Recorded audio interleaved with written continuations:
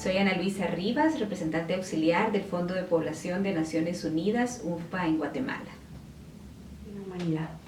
Los pueblos indígenas son personas diversas. Estamos hablando de más de 5.000 grupos que están en más de 90 países, 370 millones de personas que guardan muchísima riqueza desde la mirada ancestral, histórica, pero también de aporte a la humanidad. Los pueblos indígenas pues tienen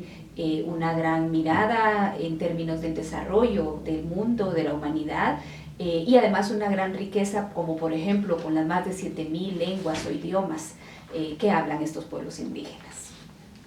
Hay marcos internacionales que los estados han suscrito y en este caso Guatemala también tiene compromisos importantes. Y hay entre esos compromisos el hecho de que se debe de visibilizar a los pueblos indígenas, no solo poniéndolos como prioridad central en cualquier marco de desarrollo que el país implemente, sino también en que los datos, las estadísticas y la información cuente con un detalle y una desagregación de cómo es la situación y la condición de los pueblos indígenas en Guatemala.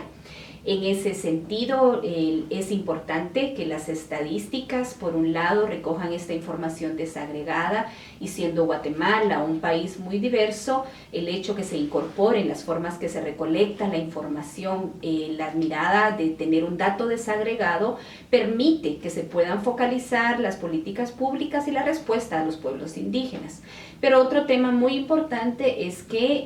en los datos también el respetar el derecho a la autodeterminación o autoidentificación de los como pueblos indígenas es también muy importante. En ese sentido, pues Guatemala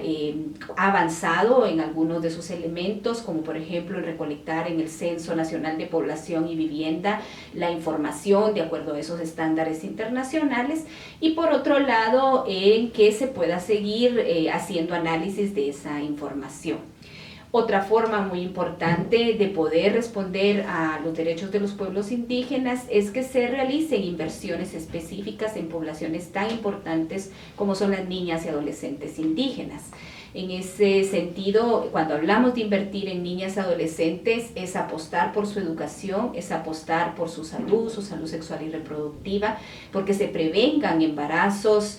tempranos, infantiles o forzados, y porque también se prevenga y prácticamente también se señale y se persiga lo que son los matrimonios o uniones forzadas o tempranas a una edad que la ley misma no lo permite. En ese sentido, el pensar que cuando hablamos de un enfoque integral y de inversión en niñas y adolescentes, pues es apostarle porque terminen la educación, terminen el poder avanzar hacia la educación secundaria diversificado, que sus planes de vida, sus metas se puedan cumplir y que también se les pueda vincular a distintas redes de participación donde su aporte pues pueda ser aprovechado. Pues en esta conmemoración del Día Internacional de los Pueblos Indígenas, como Naciones Unidas tenemos un gran compromiso con relación al cumplimiento de los derechos de los pueblos indígenas. En Guatemala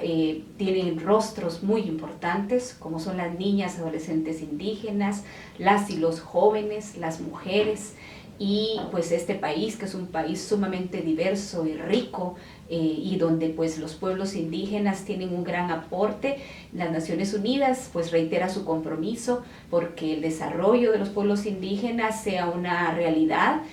porque se tenga información desagregada, porque pensemos con una mirada integral en el desarrollo y en prevención de muchas problemáticas para, por ejemplo, las niñas, adolescentes indígenas, y donde cuando decimos que hay que apostar en la juventud o en la inversión en la juventud en este país, estamos hablando en buena medida de las juventudes indígenas también.